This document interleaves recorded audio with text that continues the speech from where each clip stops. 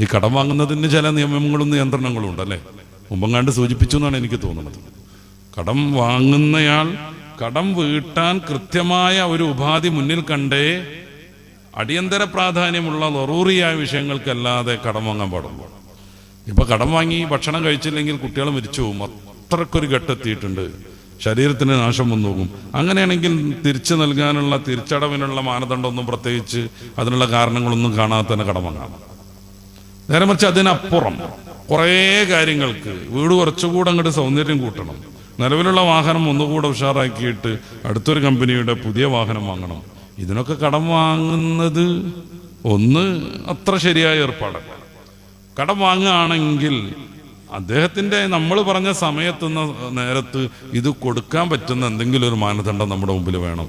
നമുക്ക് ഇന്നടുത്തൊരു 10 സെന്റ് സ്ഥലമുണ്ട്, അത് വിറ്റാൽ ഈ കടത്തേക്കാളും കൂടുതൽ പൈസ കിട്ടും. അല്ലെങ്കിൽ ഭാര്യയുടെ അടുത്ത് നമുക്ക് ഉപയോഗിക്കാൻ പറ്റും വിധത്തിൽ നമ്മൾ മേടിച്ചു കൊടുത്ത 10 പവൻ സ്വർണ്ണമുണ്ട്, അത് വിറ്റാൽ ഒരു 7 ലക്ഷമൊക്കെ കിട്ടുമായിരിക്കും. ഞാനിപ്പോൾ ഒരു 6 ലക്ഷമാണ് വണ്ടിക്ക് കടം വാങ്ങിയത്. അങ്ങനെയാണെങ്കിൽ തിരക്കിടില്ല. ഇങ്ങനെ ഒരു മാനദണ്ഡം മുന്നിൽ കാണാതെ ചില ആളുകളുണ്ട്, കടം മേടിച്ചു കൊണ്ടേയിരിക്കും. അത് തീർത്തും ഒഴിവാക്കേണ്ട കാര്യമാണ്. ഇനി കടം മേടിച്ചുകൊണ്ടായാലോ ഒരു പാവപ്പെട്ട മനുഷ്യൻ അയാൾ അധ്വാനിച്ചതിന്റെ സമ്പത്തിന്റെ നല്ലൊരു ഭാഗം ഒരാൾക്ക് കടം കൊടുക്കുന്നു. അത് തിരിച്ചു കിട്ടണം എന്നുണ്ടെങ്കിൽ ആ സമ്പത്ത് ഉണ്ടാക്കിയതിലേറെ അധ്വാനിക്കേണ്ടി വരും. ചിലപ്പോൾ 10 ലക്ഷമൊക്കെ കടം കൊടുത്തിട്ട് മോളെ കല്യാണത്തിന്റെ പ്രാരാബ്ദമൊക്കെ പറഞ്ഞ് അയാളെ നിരന്തരം ബന്ധപ്പെട്ടിട്ട് 30,000 റുപ്യ കല്യാണത്തിന് തിരിച്ചു കൊടുത്തു. ഇനി ബാക്കി 9,70,000, പിന്നെ 2,000, 7,000, 10,000 ഒക്കെ ആയിട്ട് ഒരു 10-20 വർഷത്തിന്റെ അടുക്ക് തിരിച്ചു കിട്ടിയാൽ ഈ പണം കൊണ്ട് പ്രത്യേകിച്ച് എന്താ കാര്യം? അങ്ങനെയാണ് പൊതുവെ കടം മേടിച്ച ആളുകളുടെ സമീപനം. നന്നാവണം. സക്കാത്ത് വാങ്ങുന്നിടത്ത് താല്പര്യം കാണിച്ചാൽ പോരാ. നമ്മൾ നിർവഹിക്കേണ്ട ഓരോ കാര്യത്തിലും ഓരോരുത്തരും സാമ്പത്തിക രംഗത്ത് ശ്രദ്ധാലുക്കളാവണം. ഈ പറയണതൊക്കെ സമ്പന്നന്മാരെ ബാധിച്ച കാര്യമാണ്. നമുക്കൊന്നും അവിടെ ഒരു റോളും ഇല്ല എന്ന് വിചാരിക്കരുത്. സാമ്പത്തിക രംഗത്ത് പണമുള്ളവൻ ആ രീതിയിലുള്ള മര്യാദകൾ പാലിക്കണം. പണമില്ലാത്തയാൾ കടം വാങ്ങുന്നിടത്ത് ശ്രദ്ധ പുലർത്തണം. കടം മേടിച്ചു കഴിഞ്ഞാൽ കൃത്യസമയത്ത് കൊടുക്കണം. ഈ കടം തരാൻ നല്ല മനസ്സ് കാണിച്ചയാൾ ഇത് കാരണത്താൽ ഉപദ്രവിച്ചുകൊണ്ടിരിക്കരുത്. ഇതൊക്കെ ശ്രദ്ധിക്കുമ്പോഴാണ് നല്ല വിശ്വാസിയാകുക.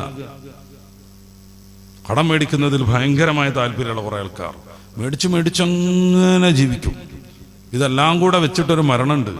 ഹബീബായ റസൂൽ സല്ലല്ലാഹു അലൈഹി വസല്ലം തങ്ങൾ മയ്യത്ത് നിസ്കരിച്ചില്ല. കടക്കാരന്റെ മൃതശരീരം എത്തിയപ്പോ നിങ്ങൾ നിസ്കരിച്ചോളൂ എന്ന് പറഞ്ഞ അവിടുന്ന് മാറി നിന്നു. റസൂലുള്ളാഹി സ്വല്ലല്ലാഹു അലൈഹി വസല്ലം തങ്ങൾ നിസ്കരിക്കാൻ വിമ്മിട്ടം കാണിച്ചു. കടക്കാരന്റെ മയ്യത്ത് എത്തിയപ്പോൾ അവിടുന്ന് നിസ്കരിച്ചില്ല. നിങ്ങൾ നിസ്കരിച്ചോളൂ പറഞ്ഞു. നിസ്കരിക്കാൻ പറ്റൂല എന്നൊന്നുമല്ല, റസൂല് മാറി നിന്നു. അവസാനം ഏതൊരു സഹാബി വരെയാണ് അദ്ദേഹത്തിന്റെ കടം ഏറ്റെടുത്തിട്ടാണ് ഷഫീഉൽ വറ മുഹമ്മദ് റസൂലുള്ളാഹി അദ്ദേഹത്തിന് വേണ്ടിയിട്ട് മയ്യത്ത് നിസ്കാരത്തിന് നേതൃത്വം കൊടുക്കുന്നത്. കാരുണ്യത്തിന്റെ പ്രവാചകനായതുകൊണ്ട് അതിങ്ങനെ അപ്പോഴേക്ക് കയറാൻ നിൽക്കണ്ട. ഇങ്ങനെ കടം വാങ്ങി ആഖിറം നശിക്കരുത് എൻ്റെ ഉമ്മത്ത് എന്ന് അവിടുന്ന് വിചാരിക്കുന്നു. അത് കൃത്യമായി നടപ്പിലാക്കാൻ വേണ്ടി ഒരു കടക്കാരന്റെ മയ്യത്ത് എത്തിയപ്പോൾ തൽക്കാലം മാറി നിൽക്കുന്നു. അങ്ങനെ മാറി നിന്നപ്പോൾ ഒരു സഹാബി വരെ എന്ന് തോന്നുന്നു ഇത് ഏറ്റെടുത്ത് വീട്ടണമെന്ന്. അതോടുകൂടി ഹബീബായ റസൂൽ സല്ലല്ലാഹു അലൈഹി വസല്ലം തങ്ങൾ ഇദ്ദേഹത്തിന് വേണ്ടി മയ്യത്ത് നിസ്കാരത്തിന് നേതൃത്വം കൊടുക്കുന്നു. ഇത്രമേൽ സങ്കീർണാണ് ഈ സംഗതി. നിവൃത്തികേടുകൊണ്ട് കടം വാങ്ങുന്ന ആളുകളെ ഉപദ്രവിക്കല്ല ഞാൻ. ഈ കാര്യം അറിയണം. ഓരോ ആവശ്യത്തിനും അനാവശ്യത്തിനും കടം വാങ്ങുന്ന രീതി മാറണം. കടം വാങ്ങിയാൽ തന്നെയും അത് കൃത്യമായ രീതിയിൽ സമയത്ത് തന്നെ തന്നെയാളെ ഉപദ്രവിക്കാത്ത വിധം അടച്ചു തീർക്കണം. അല്ലെങ്കിൽ അതൊരു വലിയ ബാധ്യതയായിരിക്കും ആഖിറത്തിലേക്ക് പോകുമ്പോൾ. സ്ത്രീകളെയും മക്കളെയൊക്കെ കാര്യങ്ങൾ പറഞ്ഞ് ബോധിപ്പിക്കാനുള്ള ഒരു ശേഷി കൂടെ രക്ഷിതാക്കൾക്ക് ഉണ്ടാവണം. പലപ്പോഴും തോൽക്കണത് അങ്ങനെയാണ്. അവർ പറയുന്നതനുസരിച്ച് വീടിന് പ്ലാൻ ഉണ്ടാക്കും. അവർ പറയുന്നതനുസരിച്ച് വീടിന് അലങ്കാര പണികളൊക്കെ നടത്തും. അവസാനം വീടിന്റെ വിഷയത്തിൽ ഒരു വലിയ ബാധ്യത വരും. ജീവിതകാലത്തെ മുഴുവൻ അധ്വാനം ഒരു വീടിന് വേണ്ടി മാറ്റിവെക്കുക എന്ന് പറഞ്ഞാൽ ആ വീട് ഉദ്ഘാടനത്തിന് ശേഷം ഒരു പ്രാവശ്യം പോലും സമാധാനമില്ലാതെ എങ്ങനെയാണ് ഇനിയിപ്പോൾ കടം വീട്ടുക എന്നുള്ള വിചാരത്തിൽ മനുഷ്യൻ തളർന്നു പോകുക എന്ന് വെച്ചാൽ അദ്ദേഹത്തിന്റെ ജീവിതം മൊത്തം മാറ്റിവെച്ചാലും പിന്നീട് ഈ കടം വീടാത്ത വിധം മനോഹരമായൊരു സൗധം നിർമ്മിച്ചിട്ട് അയാൾക്ക് എന്ത് സമാധാനം കിട്ടാനാണ്? ഖുർആൻ വീടിനെ കുറിച്ച് പറയുന്നത് ബൈത്ത് ദാർ എന്നൊന്നുമല്ല. ബൈത്ത് ദാർ എന്ന പ്രയോഗം ഖുർആനിലുണ്ട്, കഅബയെ കുറിച്ച് മറ്റും. വീടിനെ കുറിച്ച് വിശുദ്ധ ഗ്രന്ഥം പറയുന്നത് മസ്കൻ എന്നാണ്. ആശ്വാസത്തിന്റെ ഇടം എന്നർത്ഥം, സമാധാനത്തിന്റെ കേന്ദ്രം എന്നർത്ഥം. അവിടെ എത്തുമ്പോഴേക്ക് നല്ല സമാധാനം ഉണ്ടാവണം. വീട്ടിലേക്ക് എത്തുമ്പോഴേക്ക് അതുവരെയുള്ള എല്ലാ പ്രയാസങ്ങളും പ്രതിസന്ധികളും മാറിക്കിട്ടണം. ജോലി ചെയ്ത് തളർന്ന് വെച്ചു വരുന്നയാൾക്ക് തൻ്റെ വീട്ടിലേക്ക് എത്തുമ്പോഴേക്ക് എല്ലാം മറക്കുന്ന ഒരു അനുഭൂതി വേണം. അതിന് ഭാര്യയാവണം. പൂമുഖ വാതിൽക്കൽ ഇങ്ങനെ കാത്തു നിൽക്കണം, കൈപിടിച്ച് കയറ്റണം, എന്താ വേണ്ടു എന്നൊക്കെ അങ്ങോട്ട് അന്വേഷിക്കണം. മെയിൻറ്റ് ചെയ്യാൻ പറ്റുന്ന മക്കൾ വേണം. ഉപ്പ അങ്ങനെ കയറി വരുന്ന സമയത്ത് മെയിൻറ്റ് ചെയ്യാൻ പറ്റുന്ന, കൈ പിടിക്കാൻ പറ്റുന്ന, സന്തോഷമല്ലേ എന്ന് ചോദിക്കുന്ന, അപ്പാക്ക് എന്താ ഒരു വിഷമം ഉണ്ടെങ്കിൽ അന്വേഷിച്ച് അതിൻ്റെ നിവാരണം കാണുന്ന സ്നേഹസമ്പന്നരാകുന്ന മക്കൾ വേണം. ഇതാണ് ഭവനം. ഈ ഭവനത്തിലേക്ക് എത്തുമ്പോഴാണ് മസ്കൻ, സമാധാനം വരിക. വീട് കാണുമ്പോഴേക്ക് കടത്തിന്റെ ഭീമമായ ബാധ്യത ഓർമ്മ വന്നാൽ പിന്നെ വീട്ടിലേക്ക് എത്തുന്നത് സമാധാനം നൽകുമോ? ഇല്ല.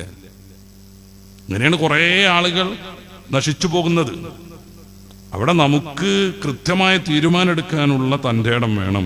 ഭാര്യയ്ക്ക് കാര്യം പറഞ്ഞെടുത്ത് മനസ്സിലാക്കണം. അയലോക്കത്തെ വീട് ഭയങ്കര ഉഷാറാണെങ്കിൽ അവർ വ്യക്തിപരമായി വലിയ സമ്പന്നന്മാരാണ്. അവർക്ക് വാപ്പോ കാരണന്മാർ വഴി തന്നെ നന്നായിട്ട് ഭൂസ്വത്തുള്ളവരാണ്. അവരുടെ 4 മക്കൾക്ക് നല്ല ഉന്നതമായ ജോലികളുണ്ട്. ഇത് ഞാൻ മാത്രം അധ്വാനിച്ചിട്ട് വേണം ഈ വീട് ഇങ്ങനെ നിവർത്തിച്ചു കൊണ്ടുപോവാൻ. അതിനിടയ്ക്ക് അവരെപ്പോലെ വീട് നമുക്കും വേണമെന്ന് പറയരുതെന്ന് അവർക്ക് പറഞ്ഞു കൊടുക്കണം. അഹങ്കാരങ്ങളും അലങ്കാരങ്ങളും ഒക്കെ ജീവിതത്തെ ദുന്യാവിലും ആഖിറത്തിലും പ്രതിസന്ധിയാലാക്കുമെന്ന കഥ അവർക്ക് നമ്മൾ പഠിപ്പിക്കുക തന്നെ വേണം.